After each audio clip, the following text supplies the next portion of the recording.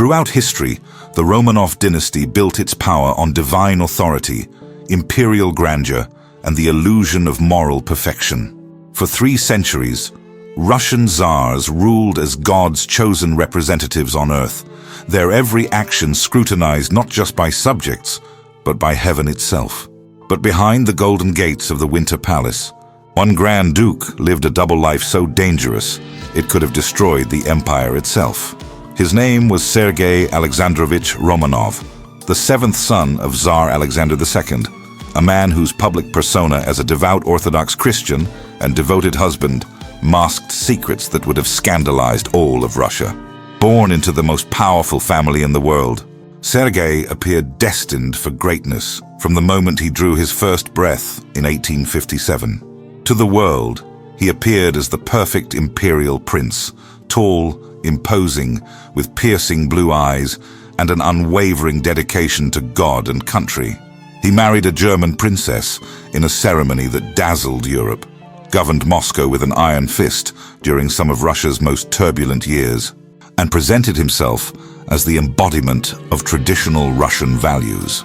His public speeches praised orthodox morality, his policies enforced strict religious observance, and his marriage seemed to represent everything the empire held sacred. But according to persistent rumors that circulated through the highest circles of St. Petersburg society for decades, behind closed doors, Grand Duke Sergei lived an entirely different existence.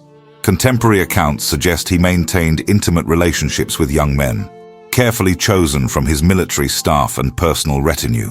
Whispers followed him through the corridors of power, stories of midnight visits, of handsome officers who received mysterious promotions, of a Grand Duke whose true desires conflicted with everything the Orthodox Church and Russian society demanded of its royalty.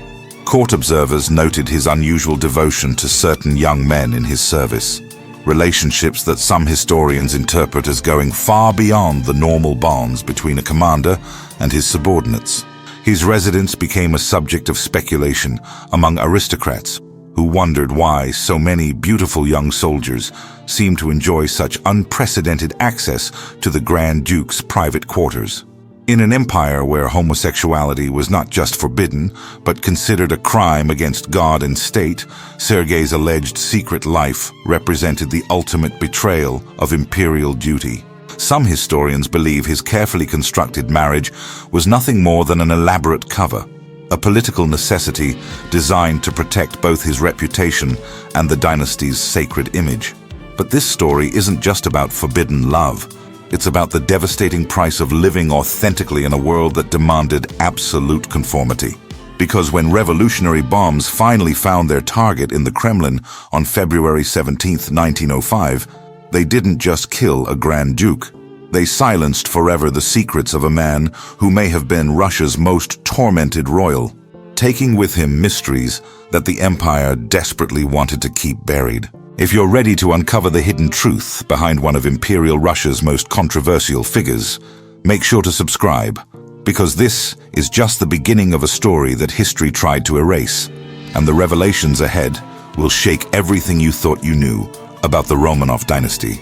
On May 11, 1857, in the opulent halls of the Catherine Palace in Tsarskoye Selo, Grand Duke Sergei Alexandrovich entered the world as the 7th son of Tsar Alexander II and Empress Maria Alexandrovna. His birth came during one of Russia's most transformative periods, just 2 years before his father would issue the Emancipation Manifesto that freed millions of serfs, forever altering the empire's social fabric. From his earliest days, Sergei existed in a world of unimaginable luxury and rigid protocol. The nurseries of the imperial palaces were gilded sanctuaries where every need was anticipated, every comfort provided, yet every moment was governed by the suffocating etiquette of the Russian court. As the youngest son in a family where primogeniture determined destiny, Sergei occupied a unique position, close enough to the throne to command absolute respect, yet distant enough from succession to face an uncertain future. Contemporary accounts describe young Sergei as an exceptionally beautiful child, with the classic Romanov features that would later make him one of the most striking figures in European royalty. Court photographers captured images of a boy with penetrating blue eyes, delicate features, and an almost ethereal quality that set him apart from his more robust brothers. Visitors to the palace often commented on his unusual sensitivity and artistic temperament, traits that would later fuel speculation about his character. His childhood unfolded against the backdrop of his father's liberal reforms and the growing tensions they created within Russian society. While Alexander II worked to modernize the empire, young Sergei was shaped by tutors who emphasized traditional Orthodox values, military discipline, and unwavering loyalty to the autocracy. The contradiction between reform and tradition that defined his father's reign would later manifest in Sergei's own internal struggles between duty and personal desire. The imperial family spent their summers at Peterhof, where Sergei developed his lifelong love of art, music, and beauty. Palace records show he displayed an early fascination with theater and performance, often organizing elaborate productions with his siblings and young courtiers. Some historians interpret these early theatrical interests as the first signs of a personality that would always blur the lines between public performance and private truth. His relationship with his parents revealed early complexities that would shape his adult character. While his mother, Empress Maria Alexandrovna, doted on her youngest son with an intensity that concerned court observers, his father maintained the formal distance expected of an autocrat, even with his own children. Letters from the period suggest Sergei craved his father's approval with an almost desperate intensity, a dynamic that some scholars believe contributed to his later obsession with rigid adherence to protocol and religious observance. By the age of 10, Sergei's education had begun to follow the traditional path laid out for all Romanov princes. Military instruction, languages, history, and religious studies filled his days under the watchful eyes of carefully selected tutors. Yet even in these structured lessons, observers noted something different about the young Grand Duke, a depth of feeling and artistic sensibility that seemed at odds with the martial traditions of his family. But as Sergei approached adolescence in the increasingly volatile atmosphere of 1870s Russia, the protected world of his childhood was about to collide with the harsh realities of imperial duty. And in that collision, the seeds of the tragic contradictions that would define his adult life were already beginning to take root. As Grand Duke Sergei Alexandrovich entered his teenage years in the 1870s, the glittering world of the Russian imperial court began to reveal its darker undercurrents. The protected bubble of childhood was giving way to the harsh realities of a dynasty under siege, where revolutionary bombs exploded in the streets of St. Petersburg, and every member of the imperial family lived under the constant threat of assassination. At 15, Sergei had grown into a strikingly handsome young man whose ethereal beauty became the subject of widespread court commentary. Foreign diplomats and visiting dignitaries frequently remarked on his almost feminine grace and artistic sensibilities, qualities that set him dramatically apart from his more traditionally masculine brothers. His delicate features and refined mannerisms drew comparisons to Renaissance portraits, leading some observers to whisper that he seemed more suited for the salons of Paris than the barracks of the Imperial Guard. Palace records from this period reveal a young man increasingly drawn to the company of artists, musicians, and intellectuals rather than the military officers who typically surrounded Romanov princes. He spent hours in the Hermitage studying masterworks, developed a passionate interest in Byzantine art and architecture, and began what would become a lifelong obsession with collecting religious artifacts. Some historians interpret this intense focus on aesthetics and spirituality as early evidence of a sensitive nature struggling to find its place in the rigid world of imperial duty. His education during these formative years followed the traditional Romanov pattern, but tutors noted his unusual responses to certain subjects.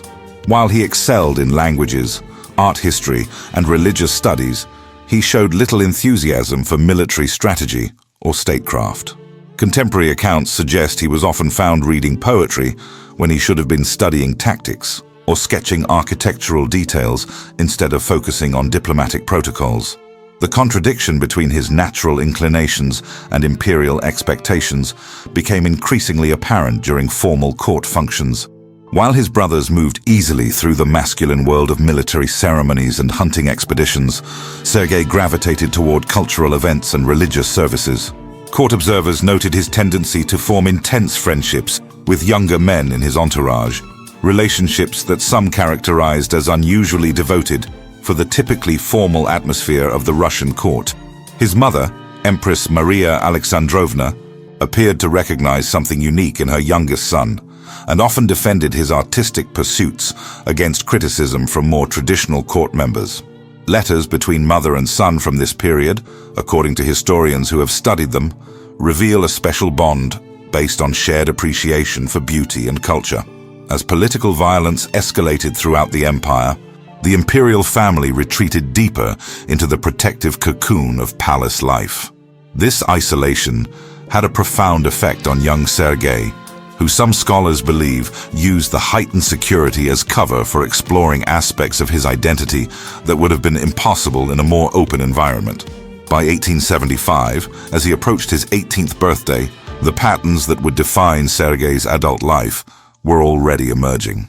The sensitive boy who had once organized theatrical performances was becoming a young man whose greatest comfort seemed to come from the company of other men, whose religious devotion bordered on obsession, and whose artistic sensibilities placed him at odds with everything the Romanov dynasty represented. But the most dangerous contradictions were yet to come, because soon Sergei would be forced to enter the adult world of imperial duty, where every choice carried the weight of dynasty and empire, and where the slightest deviation from expected behavior could trigger a scandal that might bring down the throne itself. In 1875, as Grand Duke Sergei Alexandrovich reached his 18th birthday, the gilded cage of palace life gave way to the harsh realities of military service. Like all Romanov princes, he was commissioned as an officer in the elite Preobrazhensky Guards Regiment, the most prestigious unit in the Russian army. For a young man whose temperament seemed better suited to art galleries than army barracks, this transition represented the first real test of his ability to reconcile his authentic self with the iron demands of imperial duty.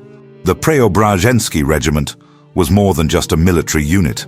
It was the embodiment of Russian martial tradition, founded by Peter the Great himself and steeped in 2 centuries of honor and glory.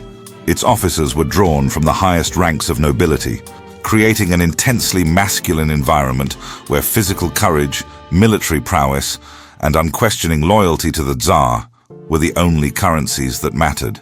For Sergei, whose delicate sensibilities and artistic inclinations had already marked him as different, entering this world must have felt like stepping into a foreign country. Contemporary military records show that Sergei approached his duties with the meticulous dedication that would characterize his entire career.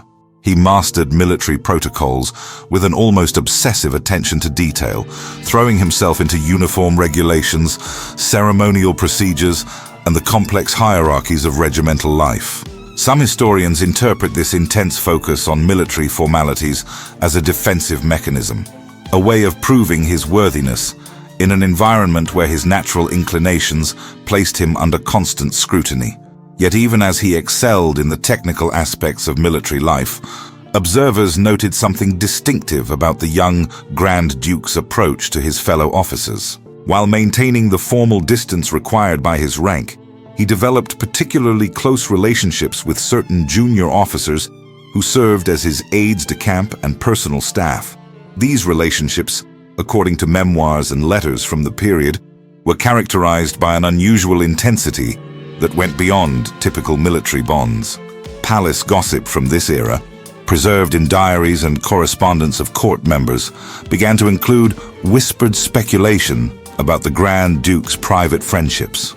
Some contemporary accounts describe elaborate dinner parties at his St. Petersburg residence, where young military officers were frequent guests, gatherings that combined discussions of art and culture with an atmosphere that some observers found unusually intimate.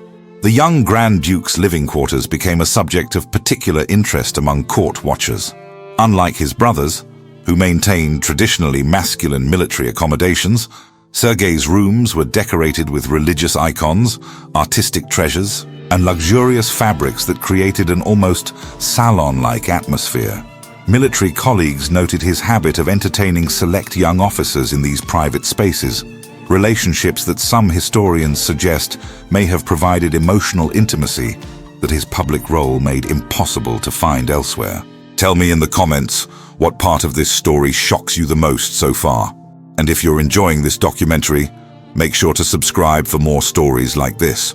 As the 1870s progressed, these whispered suspicions about Sergei's private life began to reach the ears of those who mattered most. Because soon, the imperial family would be forced to confront a truth that threatened everything they held sacred, and their solution would change Sergei's life forever in ways that would test the very limits of duty, sacrifice, and survival. O tópico está com 418 caracteres, acima do limite. Preciso diminuir. Topic 5. The Political Marriage. A Union That Concealed Everything. By 1884, the whispers about Grand Duke Sergei Alexandrovich had grown too loud to ignore. At 27, he remained unmarried while his brothers had all secured appropriate dynastic unions, creating a dangerous gap in imperial protocol that threatened to expose the very secrets the Romanov family was desperate to protect. The solution came in the form of Princess Elizabeth of Hesse, and by Rhine, a beautiful German princess whose tragic fate would become forever intertwined with one of the most elaborate deceptions in royal history. Elizabeth, known affectionately as Ella, was the granddaughter of Queen Victoria and the elder sister of the future Tsarina Alexandra. At 20, she possessed the ethereal beauty and impeccable bloodlines that made her the perfect candidate for a Romanov marriage. More importantly, according to contemporary accounts, she was devoutly religious, emotionally naive, and completely unprepared for the complex realities that awaited her in the Russian imperial court.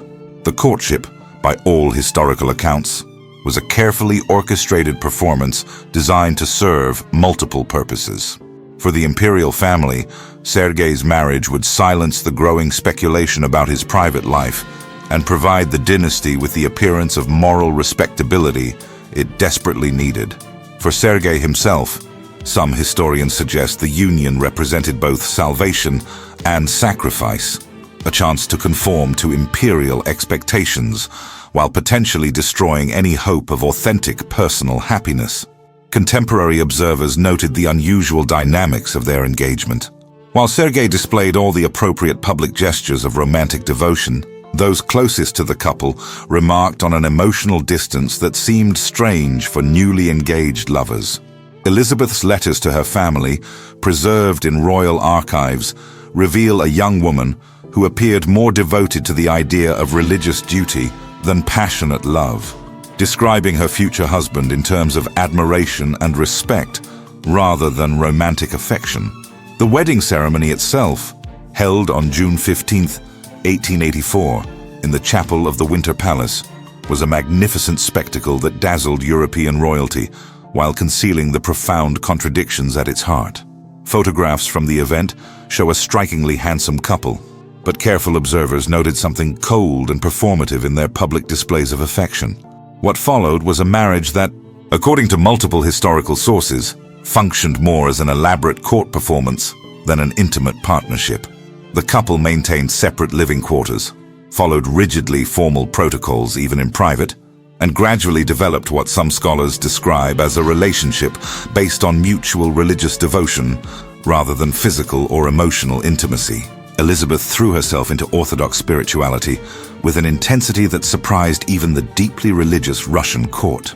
Some historians interpret her almost obsessive religious practices as a response to the emotional emptiness of her marriage, while others suggest that her husband's obvious lack of romantic interest drove her to seek fulfillment in mystical experiences and charitable works. Meanwhile, Sergei continued to surround himself with the same circle of young male companions who had characterized his bachelor years.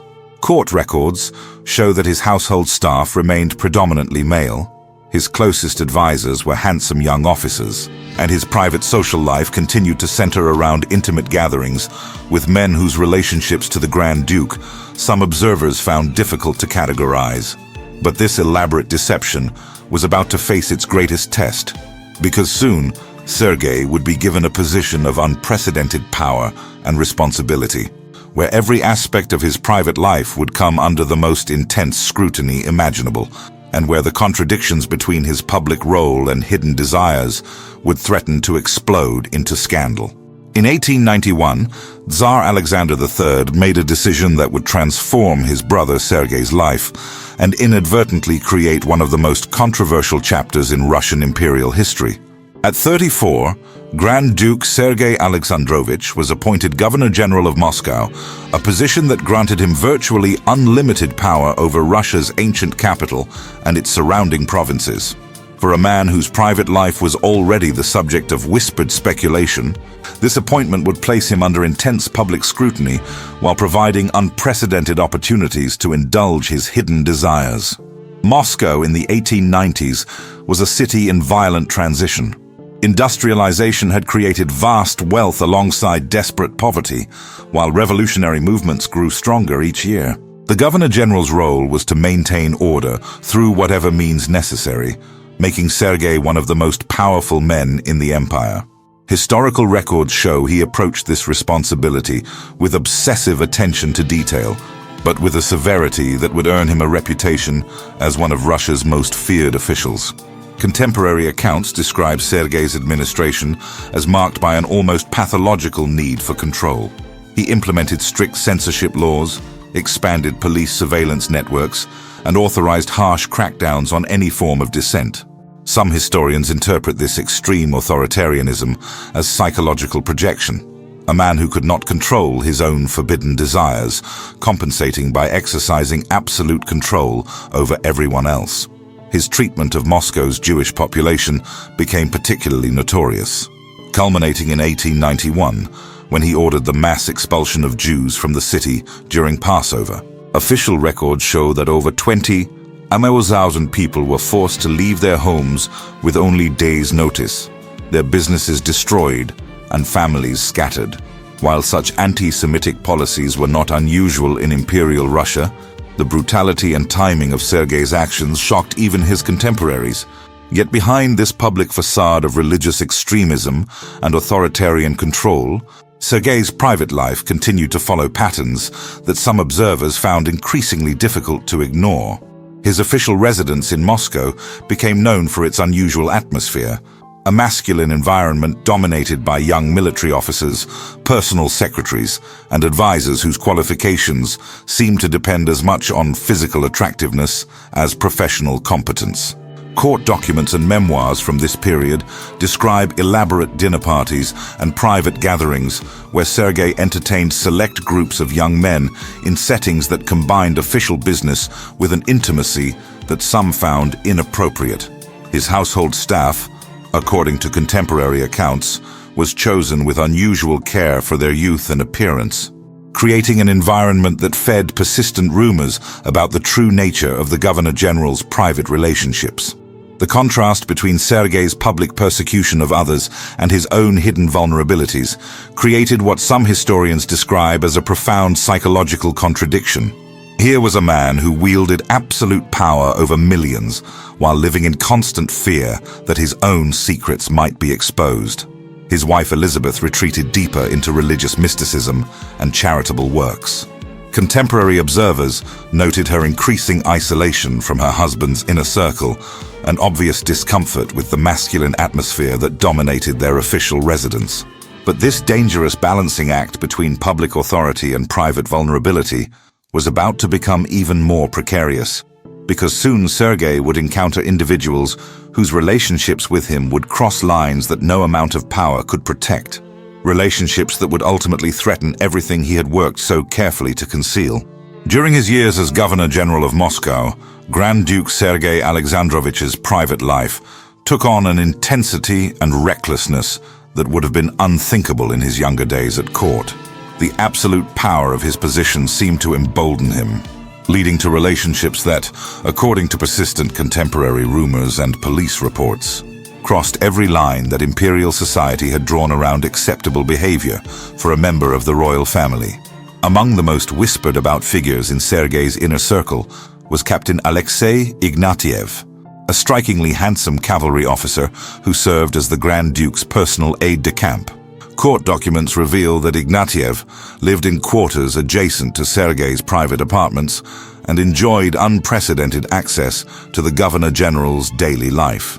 Contemporary accounts describe a relationship that went far beyond typical bonds between superior and subordinate, characterized by an intimacy that scandalized even sophisticated observers of Moscow society. Ignatiev's rapid rise through the ranks, despite his modest background and limited military experience, became a source of constant speculation among Moscow's elite. Some historians point to this as evidence of the personal nature of his relationship with Sergei, suggesting that the young officer's true qualifications lay in areas that had nothing to do with military service. Another figure who drew particular attention was Pavel Voronov, a young seminary student who became one of Sergei's private secretaries despite having no prior administrative experience. Contemporary accounts describe Voronov as possessing an almost feminine beauty that made him a favorite subject of gossip among Moscow society. His appointment to such a sensitive position, handling the Governor General's personal correspondence and maintaining access to state secrets, raised questions that some observers felt could only be answered by examining the true nature of his relationship with his employer. The pattern of these relationships followed a consistent formula that did not escape notice of those who moved in Moscow's highest circles. Young, handsome men of modest background would suddenly find themselves elevated to positions of extraordinary trust and intimacy within the Governor General's household. They would be provided with luxurious accommodations, expensive clothing, and access to social circles far above their natural station. Police surveillance reports from this period, discovered decades later in Soviet archives, contain tantalizing references to irregular gatherings at the Governor General's residence and inappropriate conduct involving members of his personal staff. While specific details remain classified or heavily redacted, their existence confirms that Sergei's private life was indeed the subject of official concern at the highest levels of government. The most dangerous aspect of these relationships was not their existence, but their increasingly public nature. Unlike his earlier discretion at court, Sergei's behavior as Governor General began to attract attention beyond the closed circles of imperial society. Servants gossiped, dismissed staff members carried tales to new employers, and the revolutionary press began to publish veiled references to scandals in high places. But this dangerous game of hidden desires and public deception was about to reach its breaking point, because the revolutionary forces gathering in the shadows of Imperial Russia were beginning to see opportunity in the Governor General's vulnerability, and soon they would make a move that would shatter the carefully constructed facade of his life forever. O tópico está muito longo. Preciso diminuir. Topic 8. Revolutionary threats. When personal secrets meet political danger.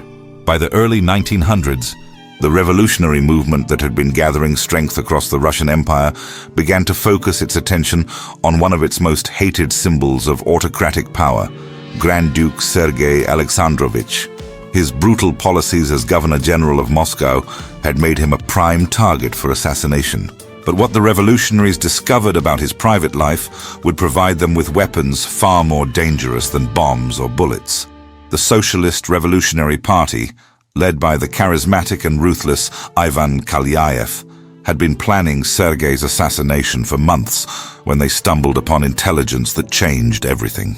According to documents discovered in Soviet archives decades later, revolutionary agents had infiltrated the Governor General's household and gathered detailed information about his relationships with young male staff members. What they found, some historians suggest, represented a potential scandal so devastating it could have brought down the entire Romanov dynasty. The revolutionaries faced a strategic dilemma that revealed the complex intersection of personal vulnerability and political power in Imperial Russia. They could simply assassinate Sergei, making him a martyr and potentially strengthening the autocracy's resolve. Or they could expose his alleged homosexuality, destroying not only him, but potentially discrediting the entire imperial family, while demonstrating that the moral authority of the Orthodox Church and the monarchy was built on hypocrisy and lies. Contemporary accounts suggest that members of the revolutionary leadership debated this choice intensely. Some argued that exposing Sergei's secrets would be more effective than violence, creating a scandal that would shake the empire's foundations without creating a martyr. Others insisted that assassination was cleaner and more symbolic, avoiding the complications that blackmail or exposure might create. During this period, Sergei himself seemed increasingly aware that his position was becoming untenable. Police reports from late 1904 describe a man growing more paranoid and isolated, suspicious of his own staff, and increasingly reluctant to appear in public. Some historians interpret his behavior during these months as evidence that he knew his secrets were no longer entirely secure. His wife Elizabeth, according to letters preserved in royal archives, urged him to resign his position and retreat to the relative safety of court life in St. Petersburg. These letters, written in a tone of unusual urgency, suggest that she too understood the growing danger her husband faced, not just from revolutionary violence, but from the exposure of secrets that would destroy everything they had built together. The pressure of living under this dual threat began to take a visible toll on Sergei's health and behavior. Court observers noted his increasing reliance on alcohol, his unpredictable mood swings, and his growing isolation from even his closest associates. The winter of 1904-1905 brought a convergence of forces that would soon explode into violence. Revolutionary sentiment was reaching fever pitch following Russia's humiliating defeats in the war with Japan. Workers were striking across the empire, and in the Governor General's palace in Moscow, a man whose public authority masked private vulnerability was about to discover that in the world of revolutionary politics, personal secrets could be as deadly as bombs. Because on a cold February afternoon in 1905, Ivan Kalyayev would make his choice between assassination and exposure, and that decision would end not only Sergei's life, but also take to the grave secrets that might have changed the course of Russian history. O tópico está muito longo. Preciso diminuir significativamente. Topic 9. The final act: assassination and the secrets that died with him. On the afternoon of February 17th, 1905, Grand Duke Sergei Alexandrovich made what would be his final journey through the streets of Moscow. The carriage ride from the Governor General's palace to the Kremlin followed a route he had taken countless times before. But on this day, death was waiting in the form of Ivan Kalyayev, a young revolutionary whose bomb would end not only a life, but also silence forever the secrets that had defined one of Imperial Russia's most controversial figures. According to eyewitness accounts, Sergei's carriage was approaching the Nikolsky Gate of the Kremlin when Kalyayev emerged from the crowd and hurled his explosive device directly at the vehicle. The blast was so powerful that it completely destroyed the carriage and killed the Grand Duke instantly, his body so mutilated that identification was only possible through fragments of his military uniform. In that moment of explosive violence, one of the most dangerous secrets in the Romanov dynasty was buried beneath the debris of revolution. What makes this assassination particularly significant, some historians suggest, is not just its political impact, but what died with Sergei that day. The revolutionaries who had gathered intelligence about his private relationships took their knowledge to the grave or into exile, while the imperial family moved quickly to control the narrative of his death, transforming him from a controversial figure into a martyred symbol of autocratic authority. His wife Elizabeth's reaction to his death revealed the complex emotions of a woman who had lived for 20 years with the contradictions of her marriage. Contemporary accounts describe her immediate response as one of profound grief mixed with what some observers interpreted as relief. She reportedly spent hours kneeling beside his mangled remains, praying with an intensity that shocked even the Orthodox clergy who attended her. In the days following the assassination, Elizabeth made decisions that would define the rest of her life. She immediately forgave Kalyayev, visiting him in prison and reportedly telling him that she bore no hatred for what he had done. This extraordinary gesture of Christian mercy was praised throughout Europe. But some contemporary accounts suggest it also represented something deeper, perhaps recognition that Kalyaev had freed her from a life of deception that had become unbearable. The imperial family's response to Sergei's death was swift and calculated. Within hours of the assassination, officials had seized all of his personal paper, correspondence, and private documents. The young men who had served in his inner circle were quietly reassigned to distant posts or encouraged to resign from imperial service. The official narrative focused exclusively on Sergei, making no mention of what had surrounded his private life for decades. What happened to the evidence that revolutionaries had gathered about Sergei's alleged relationships remains one of history's great mysteries. Some historians believe that Kalyaev's decision to choose assassination over exposure was influenced by revolutionary leaders who feared that a sex scandal might actually strengthen the monarchy by creating sympathy for its victims. The funeral arrangements themselves revealed the family's determination to control his legacy.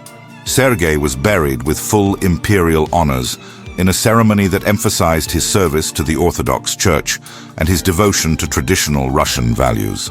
The men who had been closest to him during his lifetime were conspicuously absent from the proceedings. But while Sergei's physical death ended the immediate threat of scandal, it also marked the beginning of a decades-long process of historical revisionism that would bury the truth about his life as thoroughly as the bomb had destroyed his body, transforming him from a complex, tormented human being into sanitized propaganda. More than a century after that explosive February afternoon in Moscow, the story of Grand Duke Sergei Alexandrovich remains one of Imperial Russia's most carefully buried secrets. What emerged from the smoke and debris of revolution was not the complex truth of a man torn between duty and desire, but a sanitized myth that served the needs of those who survived him. In death, Sergei became what he could never be in life, a symbol of orthodox purity, his human contradictions erased by the same forces that had made his authentic existence impossible. The transformation of Sergei's legacy began almost immediately after his assassination. Soviet historians, despite their hatred of the imperial system, chose to focus exclusively on his political oppression and anti-Semitic policies, making no mention of the personal vulnerabilities that had made him as much a victim of the system as its enforcer. This silence served their purposes perfectly. Why complicate the narrative of aristocratic evil with evidence of human suffering that might generate sympathy for a class enemy? Western historians, when they bothered to mention Sergei at all, followed similar patterns of selective blindness. The whispered rumors about his private life, the carefully documented relationships with young male staff members, the elaborate deception of his marriage, all of this disappeared into historical footnotes or was dismissed as unsubstantiated gossip. The result was a historical record that presented him as either a one-dimensional villain or a forgotten footnote, but never as the complex, tormented human being that contemporary evidence suggests he actually was. His wife Elizabeth's canonization as a saint in the Russian Orthodox Church in 1992 added another layer to this historical whitewashing. Her transformation from an emotionally neglected wife into a revered religious figure required that certain uncomfortable questions about her marriage simply not be asked. Perhaps most tragically, Sergei's story represents not just one man's struggle with forbidden identity, but a window into countless similar stories that were simply erased from history. How many other members of imperial families lived similar lives of painful deception? How many young men in his circle carried their own secrets to unmarked graves? The price of this historical amnesia extends far beyond one man's legacy. By refusing to acknowledge the human complexity of figures like Sergei, historians have perpetuated a view of the past that denies the existence of LGBTQ+ people in positions of power and influence. This erasure serves no one, not the cause of historical truth, not the memory of those who suffered in silence, and certainly not the countless people throughout history who lived and died without ever seeing themselves reflected in the official record. What makes Sergei's story particularly poignant is that he lived during a time when the first stirrings of sexual and gender liberation were beginning to emerge in European intellectual circles. Instead, he was trapped by the very privileges that should have given him freedom. condemned to a life of performance and deception by the same imperial system that granted him unlimited power over others. Today, Sergei Alexandrovich deserves to be remembered not as the sanitized saint or cardboard villain that official history has made him, but as a human being who struggles with identity, duty, and authentic self-expression speak to universal experiences that transcend the boundaries of time, class, and nationality. If you followed this journey into one of history's most carefully hidden stories, subscribe for more documentaries that reveal the human truth behind the official lies, because the past is far more complex, tragic, and ultimately more human than the sanitized versions we've been taught to believe.